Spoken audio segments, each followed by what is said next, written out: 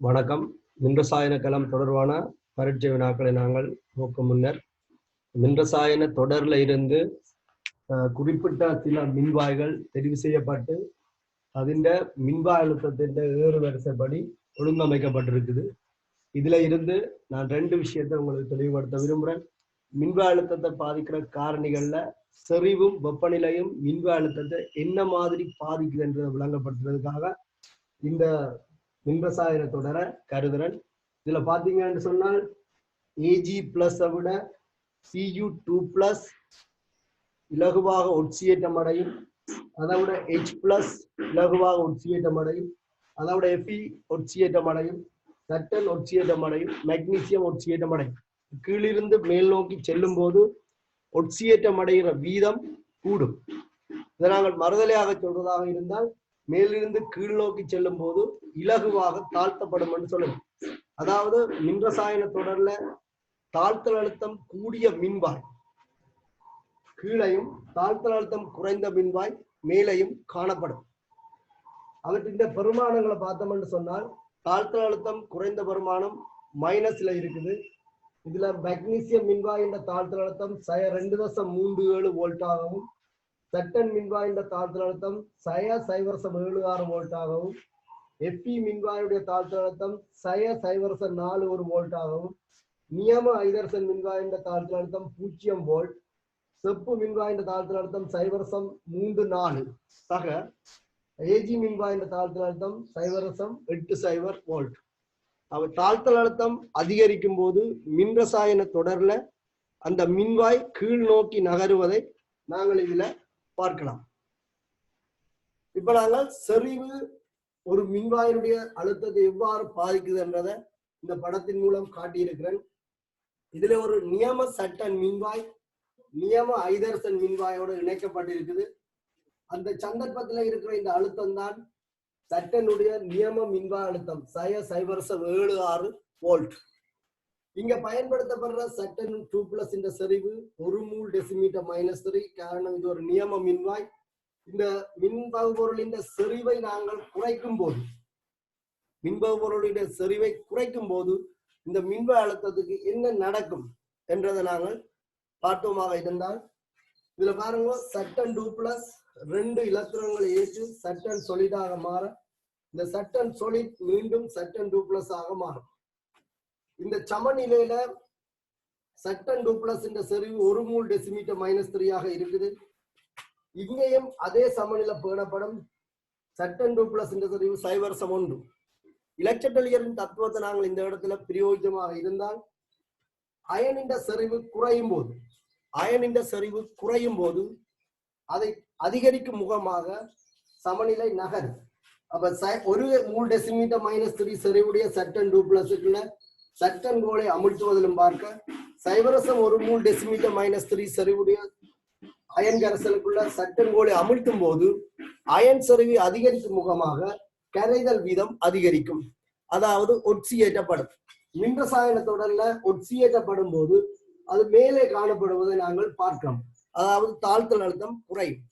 இந்த 1 மூல் டெசிமீட்டர் -3 செறிவுடைய சட்டன் மின்வாயிலும் பார்க்க 0.1 மூல் டெசிமீட்டர் -3 செறிவுடைய சட்டன் மின்வாய் இலகுவாக ஒட்சியேற்றம் அடையும்.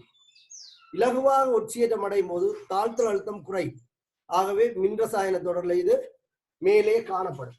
இந்த மின்வாயை A மின்வாய் என்றும் இதை நாங்கள் B மின்வாய் என்று கருதினால் சட்டன் மின்வாயின் செறிவு வேறுபடும் போது இவர்களுடைய அழுத்தம் மாறுபடும். ஆகவே மின்வாய் B-யினுடைய தாழ்த்தல் அழுத்தம் குறைவாகவும் மின்வாய் A-யினுடைய தாழ்த்தல் அழுத்தம் உயர்வாகவும் இருக்கு. அப்ப சட்டன் மின்வாய் என்ற செறிவு மின்வாய் அழுத்தத்தை பாதிக்கும். செறிவு குறையும் போது சட்டன் மின்வாயில உள்ள சட்டன் 2+ இந்த செறிவு குறையும் போது அதனுடைய தாழ்த்தல் அழுத்தம் குறைந்து அது மின்ரசாயன தொடர்ல மேல் நோக்கி நகர்வதை காணலாம். இப்ப நாங்கள் ஏற்கனவே சொல்லி இருக்கிறோம் செறிவு தாழ்த்தல் அழுத்தத்தை பாதிக்கும் என்று சொல்லி. அப்ப செறிவு குறையும் போது தாழ்த்தல் அழுத்தம் குறையும் என்ற முடிவை நாங்கள் இதுல இருந்து எடுத்துக்கொள்ளலாம். ஆகவே நாங்கள் சில வினாக்கள்ல செறிவு எவ்வாறு பாதிக்குது என்று சொல்லும் போது நாங்கள் இந்த மாதிரி இலட்சட்டலின் தத்துவத்தை பயன்படுத்தி இதற்கான விளக்கத்தை கொடுப்பது இலகுவாக இருக்கும். அடுத்ததாக வெப்பநிலை மின்க அழுத்தத்தை பாதிக்கிற விடயத்தை நாங்கள் பார்த்துக் கொள்வோம். வெப்பநிலை மின்க அழுத்தத்தை பாதிப்பது என்பதும் இதே மாதிரி தான். இப்ப வெப்பநிலையை மாத்திரமே நாங்கள் மாற்றிக்கொள்வோம். இந்த சட்டன் மின்வாயுடைய வெப்பநிலை 25 பாகை சி எனவும் இந்த சட்டனுடைய மின்வாயுடைய வெப்பநிலை 50 பாகை சியாகவும் நாங்கள் கருதினால் இங்க செறிவுகள் சமனாக காணப்படும். பரிசோதனையில குறித்த ஒரு கூறு மாத்திரம் மாற்றமடைய வேண்டும். அப்போதான் தெளிவான அவதானத்தை பெற முடியும். இங்கேயும் நாங்கள் அதே விடயத்தை தான் குறிப்பிடலாம். 25 பாகை சி வெப்பநிலை 25 பாகை சி வெப்பநிலையில சட்டன் உலோகம் கரைவதிலும் பார்க்க 50 பாகை சி வெப்பநிலை 50 பாகை சி வெப்பநிலையில் கூடுதலாக கரையும். அதாவது 25 பாகை சில தாழ்த்தல் வீதம் உயர்வாகவும் 50 பாகை சில தாழ்த்தல் வீதம் குறைவாகவும் இருப்பதாக சொல்லலாம். மின்ரசாயன தொடர்ல தாழ்த்தல் வீதம் அதிகரிக்கும் போது அது கீழ் நோக்கி நகர்வதையும் ஒட்சியேற்றப்படுற வீதம் அதிகரிக்கும் போது மேல் நோக்கி நகர்வதையும் நாங்கள் பெருமானங்களூடாக அவதானிக்க முடியும். ஆகவே 50 பாகை சில உள்ள மின்வாய் தாழ்த்தல் அழுத்தம் குறைந்ததாகவும் 25 பாகை சில உள்ள மின்வாய் தாழ்த்தல் அழுத்தம் கூடியதாகவும் காணப்படும். தாழ்த்தல் அழுத்தம் குறைந்த மின்வாய் மின்ரசாயன தொடர்ல மேலே காணப்படும். ஆகவே வெப்பநிலையை நாங்கள் கருத்தில் கொள்ளும் போது வெப்பநிலை அதிகரிக்கும் போது தாழ்த்தல் அழுத்தம் குறைந்து அந்த மின்வாய் மின்ரசாயன தொடர்ல மேலே காணப்படும்.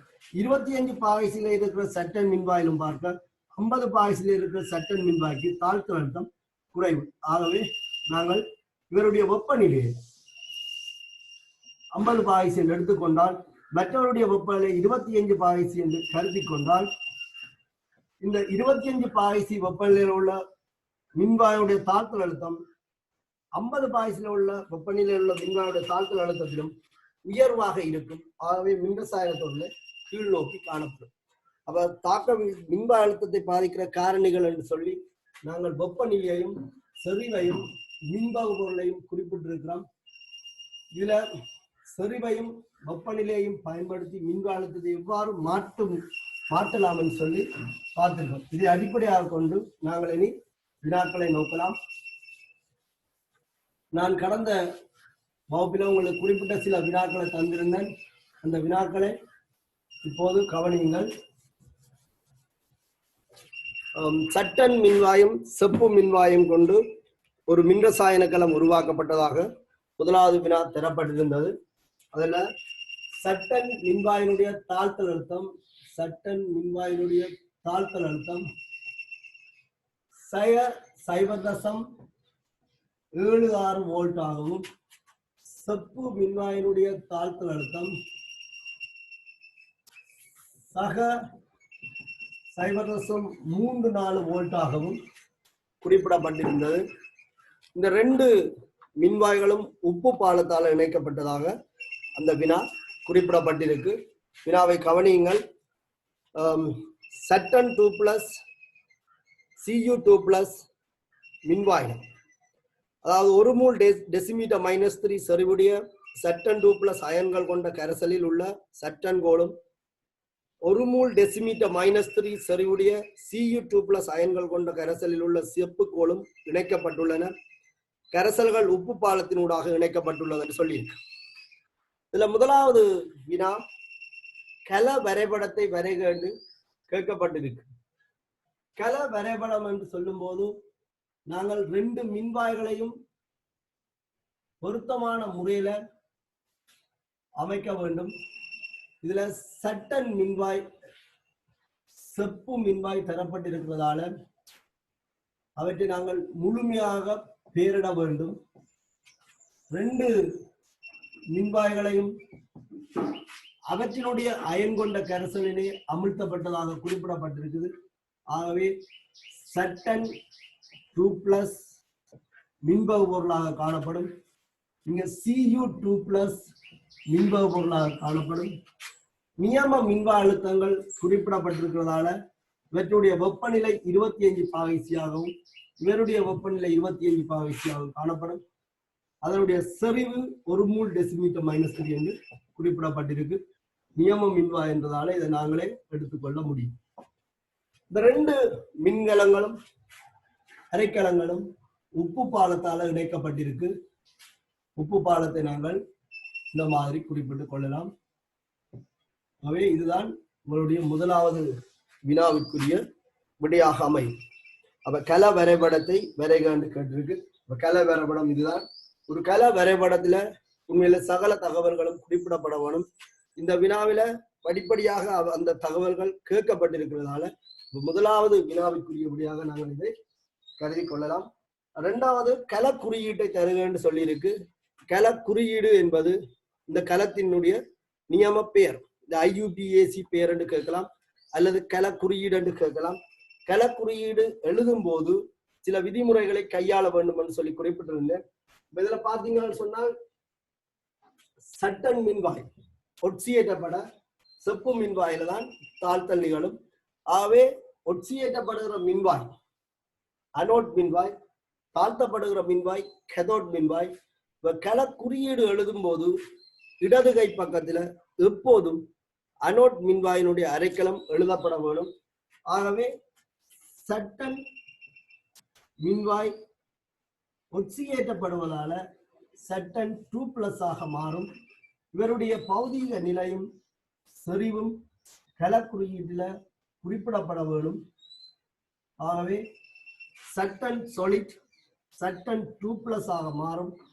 அதனுடைய பௌதீக நிலை கரைசல், செறிவு 1 மோல் டெசிமீட்டர் -3. இந்த அரைக்கலத்தின் இடையவத்தை திண்ம கரைசல் அவத்தை தனி ஒரு நிலைக்குத்து கோட்டால பிரித்து காட்டப்படும். இடது கை பக்கத்துல ஒட்சியேற்றத்துக்குரிய அரைக்கலமும் வலது கை பக்கத்துல தாழ்த்தலுக்குரிய அரைக்கலமும் பெயரிடப்படும். இங்க தாழ்த்தல் நடக்கிற மின்வாய் செப்பு மின்வாய். செப்பு மின்வாயில Cu2+ அயன்கள், அவருடைய பௌதீக நிலை கரைசல், செறிவு 1 மோல் டெசிமீட்டர் -3. அது செப்பு ஆக படியும். இந்த கரைசல் திண்ம அவத்தை நிலைக்குத்து கோட்டால வேறுபடுத்தப்படும். இந்த 2 அரைக்கலங்களும் உப்பு பாலத்தால் இணைக்கப்பட்டிருக்கிறதால கல குறியீட்டுல உப்பு பாலத்தின் குறியீடு பயன்படுத்தப்படும். அனோட்டுக்கும் கதோட்டுக்கும் இடையில இந்த உப்பு பாலத்தின் குறியீடு காணப்படும். இது சமாந்தர நிலைக்குத்து கோடுகளாக எழுதப்பட வேண்டும். அவை கல வரைபடத்தை தொடர்ந்து கல குறியீடு கேட்கப்பட்டிருந்தது. அடுத்ததாக மின்வாய்களின் அரைக்கல தாக்கங்களையும் கல தாக்கத்தையும் தருக என்று கேட்கப்பட்டிருக்கு. அரைக்கல தாக்கங்களையும் கல தாக்கத்தையும் தருக என்று கேட்கப்பட்டிருக்கு. கவனிங்கள், ஒரு கலம் தொழிற்படும் போது அரைக்கல தாக்கம் ஒரு மாறாகவும், இந்த கலம் தொழிற்படாமல் இருக்கும்போது, இதுல குறிப்பிடப்பட்டிருக்கிற கலம் தொழிற்படையிலே, ஏனென்று சொன்னால் சுற்று பூரணப்படுத்தப்படவில்லை. இந்த மின்வாயும் ஒரு கடத்தும் கம்பியால் அணைக்கப்படும் போது தொழிற்படும். இப்ப இந்த மின்வாயில சமநிலை தான் காணப்படும். ஆகவே அரைக்கல தாக்கம் எழுதும் போது கலம் தொழிற்படாத சந்தர்ப்பத்தில நாங்கள் சமநிலை குறியீடை பயன்படுத்த வேணும். இதுல பாத்தீங்கன்னு சொன்னால் அரைக்கல தாக்கங்கள் கேட்கப்பட்டிருக்கு. அப்ப செப்பு மின்வாயை விட சட்டன் மின்வாய்க்கு தாழ்த்தல் அழுத்தம் குறைவு, அதாவது ஒட்சியேற்றப்படும். ஆகவே சட்டனில் ஒட்சியேற்றம் நடக்கும், செப்பில தாழ்த்தல் நடக்கும். சட்டன் solid சட்டன் 2+ ஆக மாறும். போது 2 எலக்ட்ரான் விடுவிக்கப்படும். கலம் தொழிற்படாத சந்தர்ப்பத்தில் நாங்கள் ஒரே திசையில இந்த அம்புக்குறியை கொடுப்பதில் பார்க்க சமநிலையாக கொடுப்பது பொருத்தப்பாடுடையது. ஏனென்றால் கலம் தொழிற்படாத போது இந்த சமநிலை பேணப்படும். ஆகவே அரைக்கலம் ஒட்சியேற்றத்துக்குரிய அரைக்கலத்துக்குரிய தாக்கம் இந்த மாதிரி சமநிலை குறியீட்டுடன் காட்டப்படும். இது ஒரு கடத்துங்கம்பியால் இணைக்கப்பட்ட பின்பு அரைக்கல தாக்கம் என்று கேட்டால் நாங்கள் சட்டன் 2+ சட்டன் solid சட்டன் 2+ ஆக மாறுவதாக ஒரே அம்புக்குறியை காட்டிக்கொள்வோம். அடுத்தது தாழ்த்தல் அரைக்கல தாக்கம் கேட்கப்பட்டிருக்கு. எங்களுக்கு தெரியும் செப்பில தான் தாழ்த்தல் நடக்கும். இதுவும் கலம் தொழிற்படும் போது ஒரே திசைக்குரியதாக எழுதப்படும். செப்பு படியும். கலம் தொழிற்படாத சந்தர்ப்பத்துல இங்கேயும் சமநிலை தான் பேணப்படும். ஆகவே நாங்கள் சமநிலை குறியீட்டை பயன்படுத்த வேண்டும். கலத்தாக்கம் என்று கேட்கும் போது, கலத்தாக்கம் என்று கேட்டால் கலம் தொழிற்படைகளால் இந்த கலத்தாக்கம் நிகழும். ஆகவே சட்டன் வந்து தொடர்ச்சியாக ஒட்சியேற்றப்படும், செப்பு தொடர்ச்சியாக தாழ்த்தப்படும். அப்ப கலத்தாக்கம் என்று கேட்டால் சட்டன் solid உலோகம் Cu2+ அயன்களை Cu ஆக இடம்பெயர்த்து தான் சட்டன் 2+ ஆக ஒட்சியேற்றப்படும். இதுதான் இதனுடைய கலத்தாக்கமாக இருக்கும். இந்த கலம் வந்து ரெண்டும் இணைக்கப்படும் போது சட்டன் தொடர்ச்சியாக ஒட்சியேற்றப்பட, செப்பு தொடர்ச்சியாக தாழ்த்தப்படும். பாத்தீங்கன்னு சொன்னால் அனோட் கதோட் மின்வாய்களின் அரைக்கல தாக்கங்களையும் கலத்தாக்கத்தையும் தருக என்று கேட்டிருக்குது. அப்ப அரைக்கல தாக்கம் எந்த சந்தர்ப்பத்துல சமநிலையோட குறிப்பிட வேணும், எந்த சந்தர்ப்பத்துல தனியொரு அம்புக்குறி பயன்படுத்த வேணும் என்று விளங்கிக் கொள்ளுங்கள். கலம் தொழிற்படும் போது நாங்கள் தனியொரு அரோவை பயன்படுத்த முடியும். தொழிற்படவில்லையாயின் இங்கே சமநிலை பேணப்படும். ஆனா கலத்தாக்கம் என்று வரும்போது கலம் தொழிற்படுற சந்தர்ப்பத்தில் இந்த தாக்கம் தொடர்ச்சியாக நடைபெற்றுக் கொண்டிருக்கும். ஆகவே சட்டன் வந்து Cu2+ தாழ்த்தி தான் சட்டன் 2+ ஆக ஒட்சியேற்றப்படும். அடுத்த வினா, நேர் மறை முனைவை இனங்காண்க என்று சொல்லி இருக்குது. நேர் மறை முனைவை இனங்காண்பதற்கு நாங்கள் இலத்திரனை பயன்படுத்தலாம் என்று குறிப்பிட்டிருந்தாங்க. இலத்திரன் வெளிப்படுகிற மின்வாய் மறை மின்வாயாகவும் இலத்திரன் உள்ளே செல்லுகின்ற மின்வாய் நேர் மின்வாயாகவும் கருதினாங்க. இங்கே தாழ்த்தல் அழுத்தத்தை வைத்துக் கொண்டு நாங்கள் முனையை இனங்காணலாம்.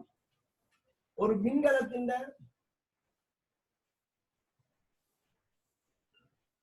முனைகளை கருதினமாக இருந்தால் அவற்றினுடைய முனைகள் எங்களுக்கு தெளிவாக தெரியும். இது நேர்முனைவாகவும் இது மறைமுனைவாகவும் காணப்படும்.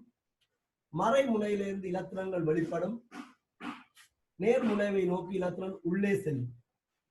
ஆகவே மின்ரசாயன கலம் ஒரு மின்கலம், இதை நாங்கள் ஒரு கடத்தும் கம்பியால் இணைக்கும் போது சட்டநிலை ஒட்சியேற்றம் நிகழ்வதால இலத்திரன் விடுவிக்கப்பட அவர் சட்டன் நிலை இருந்து இலத்திரன் வெளிநோக்கி செல்லும். ஆகவே சட்டன் மின்வாய் மறை மின்வாயாக எடுத்துக்கொள்ளலாம். அல்லது மின்னோட்டத்தை அடிப்படையாக கொண்டும் இந்த முனைகளை நாங்கள் இனங்காணலாம். மின்னோட்டம் அழுத்தம் கூடிய இடத்திலிருந்து அழுத்தம் குறைந்த இடத்தை நோக்கி பாயும்.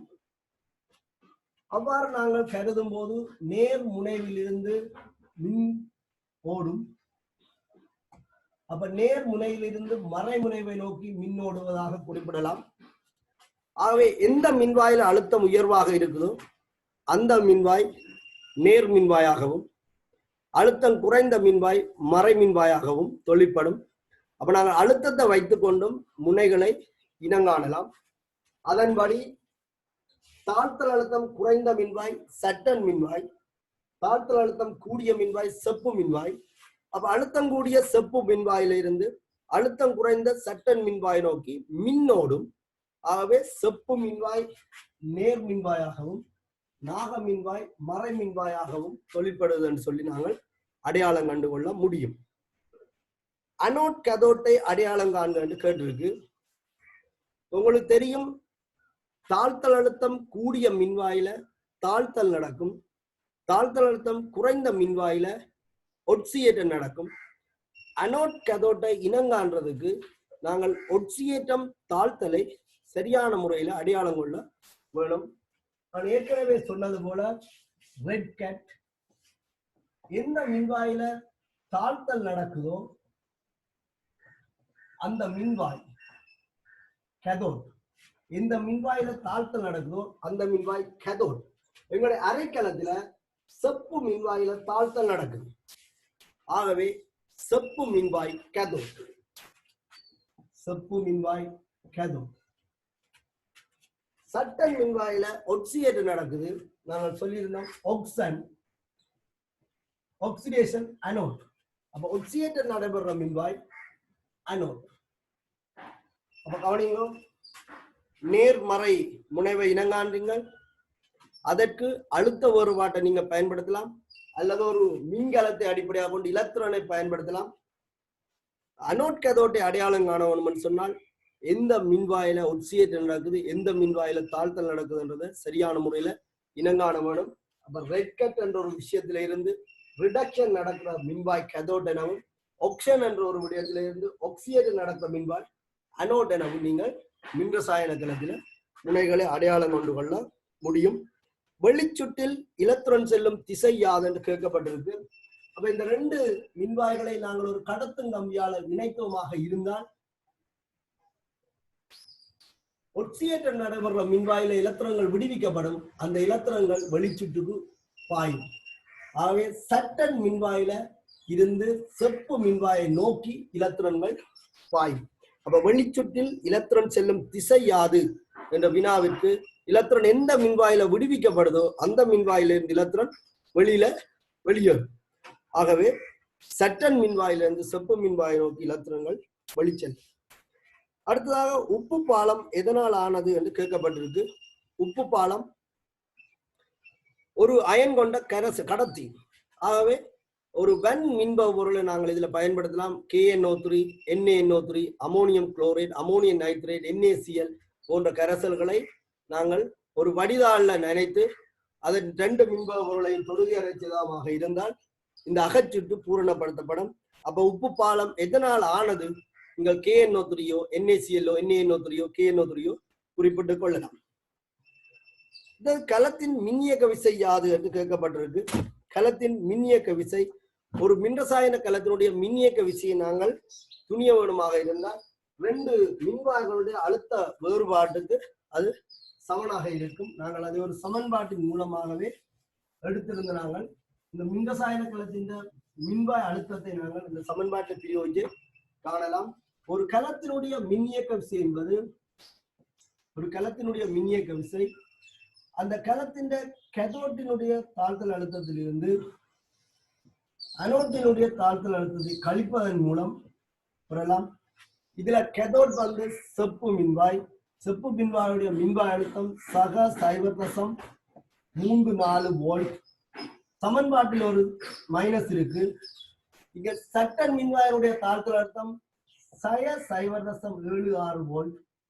ஆகவே சக 1.10 வோல்ட் ஆக இந்த கலத்தினுடைய மின்னியக்க விசை காணப்படும். அப்ப கேள்வியும் அதுதான், கலத்தின் மின்னியக்க விசை யாது? நாங்கள் இந்த சமன்பாட்டில் பிரதியிடுவதன் மூலம் இந்த கலத்தினுடைய மின்னியக்க விசை காணலாம். அப்ப கேத்தோட் கல குறியீட்டில் எப்போதும் வலது கை பக்கத்தில் இருக்கிறதால இது RHS என்றும் இதை LHS என்று நாங்கள் குறிப்பிட்டிருப்போம். அடுத்ததாக இதில் ஒரு விடயத்தை நான் குறிப்பிடுறேன் என்று சொன்னால், உப்பு பாலத்தில் இருக்கிற அயன்கள் என்ன மாதிரி இந்த அகச்சுட்டை பூரணப்படுத்துது? உதாரணத்துக்கு நாங்கள் இதுல KCl என்று சொல்லப்படுகிற ஒரு உப்பை பயன்படுத்தினால் இந்த அயன்கள் எந்த மின்வாயை நோக்கி நகரும்? பலமுறை பரீட்சைகள்ல கேட்கப்பட்டிருக்கு. இதுல பாத்தீங்கன்னு சொன்னால் சட்டன் ஒட்சியேற்றப்பட செப்பு தாழ்த்தப்படுது. ஆகவே ஆரம்பத்துல எடுக்கப்பட்ட சட்டன் 2+ செறிவு 1 மூல் டெசிமீட்டர் -3. கலம் தொழிற்படும் போது சட்டன் மேலும் ஒட்சியேற்றப்பட்டு சட்டன் 2+ ஆகவும் எலக்ட்ரானையும் விடுவிக்கும். ஆகவே இந்த மின்பகு பொருள்ல சட்டன் 2+ செறிவு அதிகரிக்கும். ஆரம்பத்திலே 1 மூல் டெசிமீட்டர் -3 காணப்படுது. இப்ப சட்டன் உலோகமும் கரைஞ்சி சட்டன் 2+ தோற்றுவிக்குது. ஆகவே கரைசல்ல இருக்கிற நேரேற்றத்தின் அளவு அதிகரிக்கும். அப்ப நேரேற்றத்தின் அளவு அதிகரிக்கும் போது இலச்சட்டலியரின் தத்துவப்படி இங்க வந்து இந்த சமநிலை வந்து குளம். அப்ப நேரேற்றத்தின் அளவை குறைக்கும் முகமாக உப்பு பாலத்தில் இருக்கிற மறை அயன்கள் அனோட் நோக்கி நகரும். உண்மையில இங்க அனோட் ஒரு மறை மின்வாயாக இருந்தாலும் இந்த மறை மின்வாயை நோக்கித்தான் மறையங்கள் வருவதை போல் வெளியிலிருந்து பார்ப்பவருக்கு தோன்றும். ஆனால் இந்த உப்பு பாலத்தில் இருக்கிற மறையங்கள் ஏன் நகருது என்று சொன்னால் மின்பகு பொருள்ல இருக்கிற நேரேற்றத்தின் அளவை குறைப்பதற்காக நகருது. அதே மாதிரி நாங்கள் மெட்ட பக்கத்தை பார்த்தோம்னு சொன்னால் இங்க Cu2+ தாழ்த்தப்படுது. Cu-ஆக தாழ்த்தப்படுது. ஆரம்பத்தில் இதனுடைய சரிவு 1 மூல் டெசிமீட்டர் -3 இருந்தது. இது தாழ்த்தப்படும் போது நேரேற்றத்தின் அளவு குறையும். Cu2+ செறிவு குறையும். இதனால கேதோட்டில் நேரேற்றத்தின் அளவு குறையும். இப்ப நேரேற்றத்தின் அளவை அதிகரிப்பதற்காக உப்பு பாலத்தில் உள்ள கட்டியன்கள் கேதோட் அறையை நோக்கி நகரும். இவ்வாறு நேர்மறை அயன்கள் நகருவதன் மூலம் அகச்சுற்று பூரணப்படுத்தப்பட்டு கலம் தொழிற்படுகின்றது. அப்ப சில நேரத்துல வெளியில இருந்து பார்க்கிறவங்களுக்கு நேர் மின்வாயை நோக்கி நேரயங்கள் வருவது போலவும் மறை மின்வாயை நோக்கி மறையங்கள் வருவது போலவும் தோன்றும். ஆனால் இங்க மின்வாய்களால இந்த அயன்கள் கவரப்படையில மின்பொருள் உள்ள ஏற்றத்தை நடுநிலையாக்குவதற்காகத்தான் இந்த உப்பு பாலத்தில் இருக்கிற அயன்கள் வந்து ரெண்டு பக்கமுமே நகர்ந்து கொள்ளுது. ஆகவே அனோட் மின்வாயில அந்நியன்களின் நகர கேதோட் மின்வாயில கட்டியன்கள் நகர்ந்து அகச்சுற்று பூரணப்படுத்தப்படும். அடுத்ததாக இன்னும் ஒரு வினாவை நாங்கள் பார்க்கலாம்.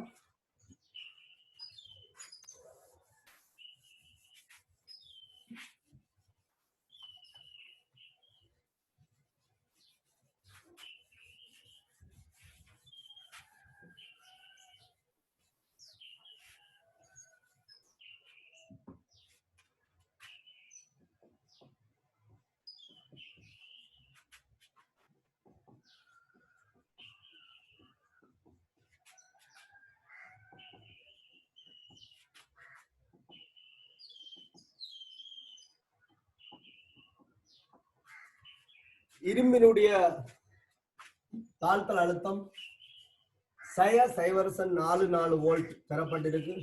அது நியம மின்வாய் அழுத்தம் என்று குறிப்பிடப்பட்டிருக்கு. அதே போல செப்பு மின்வாயினுடைய மின்வாய் அழுத்தம்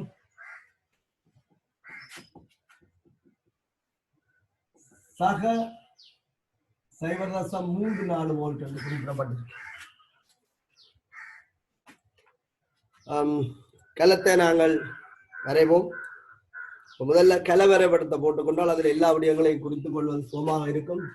இந்த ரெண்டு மின்வாய்களையும் அவதானிக்கும் போது இரும்பு மின்வாயுடைய தாழ்த்தல் அழுத்தத்தை விட செப்பு மின்வாயுடைய தாழ்த்தல் அழுத்தம் உயர்வு. ஆகவே இது மின்ரசாயன தொடரில் கீழே தான் காணப்படும். தாழ்த்தல் அழுத்தத்தை வைத்துக் கொண்டு மின்ரசாயன தொடரில் இந்த மின்வாய்கள் எந்த இடத்துல அமையும் என்றதை நாங்கள் ஒழுங்குபடுத்திக் கொள்ள முடியும். ஆகவே தாழ்த்தல் அழுத்தம் கூடிய மின்வாய் செப்பு, தாழ்த்தல் அழுத்தம் குறைந்த மின்வாய் இரும்பு. அப்ப இரும்பு வந்து ஒட்சியேற்றப்பட செப்பு தாழ்த்தப்படும்.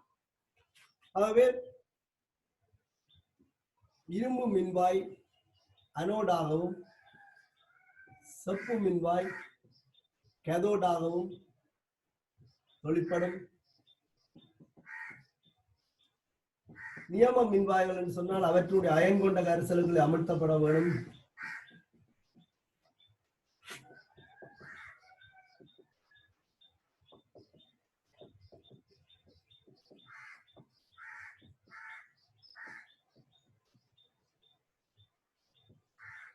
இதை நான் உப்பு பாலத்தால் இணைத்துக் கொள்வேன். இதுதான் ரெண்டு மின்வாய்களையும் பயன்படுத்தி உருவாக்கப்பட்ட ஒரு மின்ரசாயன கலம். மின்ரசாயன கலத்தை அமைக்க சொல்லி கேட்டால் இந்த ரெண்டு மின்வாய்களையும் கடத்தும் கம்பியால் இணைத்தால் அது ஒரு மின்ரசாயன கலமாக இருக்காது, அது ஒரு மின் சுற்றாகத்தான் காணப்படும். ஆகவே கலத்தின் வரைபடத்தை வரைய சொல்லி கேட்டால் நாங்கள் இதை ஒரு கடத்தும் கம்பியால் இணைத்து காட்டக்கூடாது. இக்கலத்தில் அனோட் கதோட் யாது என்று கேட்டிருக்குது. அப்ப அனோட் கதோட்டை இனங்காணுவதற்கு நாங்கள் ஒட்சியேற்றப்படுற மின்வாய் தாழ்த்தப்படுற மின்வாய் இனங்காண வேணும். எங்களுக்கு தெரியும் மின்ரசாயன தொடர்ல தாழ்த்தல் அழுத்தம் குறைந்த மின்வாய் ஒட்சியேற்றப்பட தாழ்த்தல் அழுத்தம் கூடிய மின்வாய் தாழ்த்தப்படும். ஆக இரும்பு மின்வாயில ஒட்சியேற்ற நடக்கும், செப்பு மின்வாயில தாழ்த்தல் நடக்கும். இப்ப தாழ்த்தப்படுற மின்வாய் கதோட், ஒட்சியேற்றப்படுற மின்வாய் அனோட். அப்ப ரெட் கட் என்ற ஒரு விஷயத்தை நீங்கள் திருப்பி ஞாபகப்படுத்தினீங்கன்னு சொல் ரிடக்ஷன் கதோட். அவை செப்பு மின்வாயில தாழ்த்தல் நடக்குது. ஆகவே செப்பு மின்வாய் கதோட் மின்வாயாக இருக்கும். இரும்பு மின்வாயில ஒட்சியேற்ற நடக்கும். ஆகவே இது அனோட் மின்வாயாக காணப்படும். நேர்மறை மின்வாய் என்று கேட்டிருக்குது. அப்ப நீங்க அழுத்தத்தையே பிரயோகிக்கலாம். என்னன்னு சொன்னால் அழுத்தம் தரப்பட்டிருக்கு. அழுத்தம் கூடிய மின்வாயிலிருந்து அழுத்தம் குறைந்த மின்வாயை நோக்கி மின்னோடும். இலத்திரண்ட பாய்ச்சல் இந்த மாதிரி யோசிக்கலாது. மின்னோட்டம் அழுத்தம் கூடிய இடத்திலிருந்து அழுத்தம் குறைந்த இடத்தை நோக்கி ஓடும். ஆகவே இந்த மின்ரசாயன களத்தை நாங்கள் ஒரு கடத்தும் கம்பியாக இணைத்துவமாக இருந்தால் அழுத்தம் கூடிய மின்வாய் செப்பு மின்வாய், அழுத்தம் குறைந்த மின்வாய் இரும்பு மின்வாய். அப்ப செப்பு மின்வாயிலிருந்து இரும்பு மின்வாய் நோக்கி மின்னோடும். அழுத்தம் கூடிய மின்வாய் நேர் மின்வாய், அழுத்தம் குறைந்த மின்வாய் மறை மின்வாய். இந்த மாதிரி நீங்கள் முனைவை கண்டுபிடிக்கலாம். அல்லது இதை இணைக்கும் போது இரும்பு இலத்திரனை இழக்கிறதால இலத்திரன் வெளிப்படுற மின்வாய்ன்னு சொல்லி இது மறை மின்வாய்ன்னு சொல்லி இனம் கண்டு கொள்ளலாம். களத்தின் இலத்திரன் செல்லும் திசையை விரைவில் குறித்து காட்டு என்று கேட்டிருக்கு. ஆகவே நாங்கள் ஒரு கடத்தும் கம்பியால் இதை இணைக்கும் போது ஒட்சியேற்ற நடைபெறுற மின்வாயிலிருந்து இலத்திரன் விடுவிக்கப்படும். அது அப்படியே இலத்திரன் வந்து செப்பு மின்வாய் நோக்கி நகரும். அவ களத்தில் இலத்திரன் செல்லும் திசை அனோட் மின்வாயிலிருந்து கதோட் மின்வாய், மின்னோட்டம் அதற்கு எதிர் திசையில் செல்வதாக கருதப்படும். களத்தின் அரைக்கல தாக்கம் சமன்பாடுகளை தருக என்று கேட்டிருக்கு. நான் ஏற்கனவே சொன்னது போல களம் தொழிற்படும் போது நாங்கள் சமநிலை குறியீடு போடுவது பொருத்தப்பாடில்லை. களம் தொழிற்படாத போது நாங்கள் ஒரு அம்புக்குறி போடுறதும் பொருத்தப்பாடில்லை. இப்ப களம் தொழிற்படுவது என்று எடுத்துக்கொண்டால், இப்ப நான் இந்த களம் தொழிற்படுவது என்று எடுத்துக்கொண்டால் அரைக்கல தாக்கம் என்று கேட்டால் நான் இந்த மாதிரி எழுதி கொள்ளலாம். இரும்பு சொல் Fe2+ கரைசலாகவும் இலத்திரனை விடுவிக்கும். களம் தொழிற்படும் போது Cu2+ அயன் 2 இலத்திரன்களை ஏற்று Cu-ஆக படியும். இது ஒட்சியேற்றத்துக்குரிய அரைக்கல தாக்கம், இது தாழ்த்தலுக்குரிய அரைக்கல தாக்கம். ஆகவே கிளத்தாக்கம் என்பது ரெண்டையும் கூட்டி எழுவதற்கு சமனாக இருக்கும். Fe solid Cu2+ அயன்களை Cu-ஆக தாழ்த்தி தான் Fe2+ ஆக ஒட்சியேற்றம் அடையும். இந்த சந்தர்ப்பத்தில் நான் களம் தொழிற்படுவதாக கருதினதால நான் சமநிலை அம்புக்குறிகளை போடவில்லை. அடுத்தது களத்தை IUPAC முறையில் பெயரிடுக என்று கேட்டிருக்கு. களத்துக்கு பெயரிடு எழுதும் போது முதல்ல அனோட்டின் பெயர் எழுதப்பட வேண்டும். அப்ப இங்க அனோட் வந்து ஒட்சியேற்றப்படுற மின்வாய் இரும்பு. ஆகவே அனோட்டினுடைய பெயரை நாங்கள் எழுத வேண்டும். அப்படி பார்த்தோம்னு சொன்னால் இரும்பு திண்ம நிலையில இருந்து அயன் நிலைக்கு மாற்றம் அடையுது. அவருடைய பௌதிக நிலை கரைசல், அதன் செறிவு 1 மூல் டெசிமீட்டர் -3. இந்த 2 அரைக்கலங்களும் உப்பு பாலத்தால் இணைக்கப்பட்டதாக நிலைக்குத்து சமாந்தர கோடு. இங்க Cu2+ கரைசல் நிலையில 1 மூல் டெசிமீட்டர் -3 அயனில் அமர்த்தப்பட்டிருக்கு. அது அரைக்கல தாக்கம் செப்பாக படியும். ஆகவே பெறப்பட்ட மின்ரசாயன களத்தினுடைய மின்வாய் கல குறியீடு, மின்ரசாயன களத்தின் கல குறியீடு இந்த மாதிரி காணப்படும். இதுல பௌதிக நிலைகள் கட்டாயம் குறித்து காட்டப்பட வேண்டும். களத்தினுடைய மின் இயக்க விசையை கேட்டிருக்குது. அப்ப நாங்கள் ஏற்கனவே குறிப்பிட்டது போல களத்தினுடைய மின் இயக்க விசை E cell standard E cathode - E anode. கள குறியீட்டுல அனோட் எப்போதும் இடதுகை பக்கத்தில் எழுதப்படும், கதோட் எப்போதும் வலதுகை பக்கத்தில் எழுதப்படும். ஆகவே இந்த சமன்பாட்டில் E standard RHS - E standard LHS என்று சொல்லி கூட எழுதி கொள்ளலாம். அப்ப இங்க கதோட் வந்து செப்பு மின்வாய், அனோட் இரும்பு மின்வாய். அப்ப கதோட்டினுடைய மின்வாய் அழுத்தம் சக 0.34 வோல்ட். இரும்பு மின்வாயுடைய மின்வாய் அழுத்தம் சமன்பாட்டில் ஒரு செயற்கு அப்புறம் 0.44 வோல்ட். சக என்று வரும். ஆகவே 0.78 வோல்ட். அதான் இந்த களத்தினுடைய மின்னியக்க விசை காணப்படும். அப்ப இரும்பையும் செப்பையும் நியம இரும்பு மின்வாயும் நியம செப்பு மின்வாயும் பயன்படுத்தி களத்தை நாங்கள் உருவாக்கியமாக இருந்தால் அந்த களத்துடைய மின்வாய் அழுத்தம் 0.78 வோல்ட்டாக இருக்கும். இதுல நீங்க பாத்தீங்கன்னு சொன்னால் அழுத்தம் கூடிய மின்வாயில இருந்து அழுத்தம் குறைந்த மின்வாய் கழிக்கப்படுகிறது. ஆகவே எந்த ஒரு சந்தர்ப்பத்திலையும் ஒரு களத்தினுடைய மின்னியக்க விசை மறைப்பெருமானத்தை பெறாது. ஏன்னு சொன்னால் ஒரு களத்தினுடைய மின்னியக்க விசை அழுத்தம் கூடிய மின்வாயிலிருந்து அழுத்தம் குறைந்த மின்வாயை கழிக்கும். ஆகவே சகவில உள்ள ஒரு பெருமானம் அல்லது சகவில சிறிய பெருமானம் தான் அங்க இருக்கும். அப்ப நீங்க இந்த சமன்பாட்டுல பிரதியிடும் போது எந்த 2 மின்வாய்களை எடுத்து பிரதியிட்டாலும் களத்தினுடைய மின்னியக்க விசை என்பது எப்போதும் நேர்குறிய பெறும். இதை வைத்துக்கொண்டு MCQல வர சில விடைகளை நாங்கள் தவிர்த்துக் கொள்ள முடியும். அடுத்து களம் தொழிற்படும் போது வெப்பம் உறிஞ்சப்படுமா வெளியேற்றப்படுமான்னு ஒரு வினா கேட்கப்பட்டிருக்கு. மின்ரசாயன களத்துல இந்த தாக்கத்தை நீங்க பாத்தீங்கன்னு சொன்னா தெரியும். இந்த தாக்கம் நடக்கும் போது இது ஒரு புற வெப்பத்துக்குரியதாக காணப்படும். அப்போ ஒரு பேட்டரி தொடர்ந்து இயங்கி கொண்டிருக்கல அதை ஹீட் வர்றதை நாங்கள் உணரலாம். அது மாதிரிதான் மின்ரசாயன களம் ஒன்று தொடர்ந்து இயங்கி கொண்டிருக்க தொழிற்பட்டு கொண்டிருக்க அங்க வந்து வெப்பம் விடுவிக்கப்படும். இது புற வெப்பத்துக்குரியதாக காணப்படும்.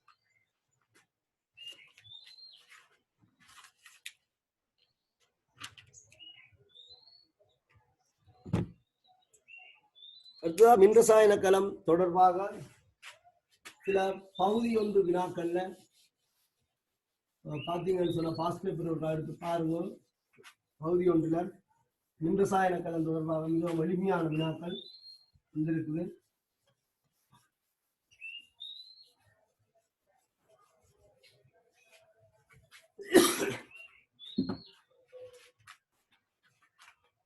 MCQல 2019 15வது MCQ, 2018 27வது MCQ, 2017 18வது MCQ,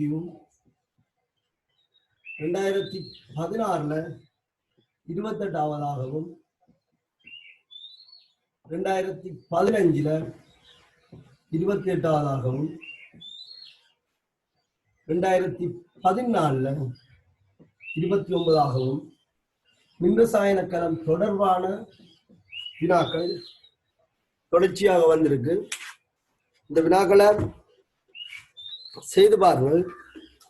நான் இந்த வினாக்களுக்கான விளக்கங்களை இன்னொரு சந்தர்ப்பத்தில் குறிப்பிடுகிறேன். இதுல வந்து இன்னொரு வினா அதுல கொடுக்கப்பட்டிருந்தது. 3 களங்கள் கொடுக்கப்பட்டிருக்கு.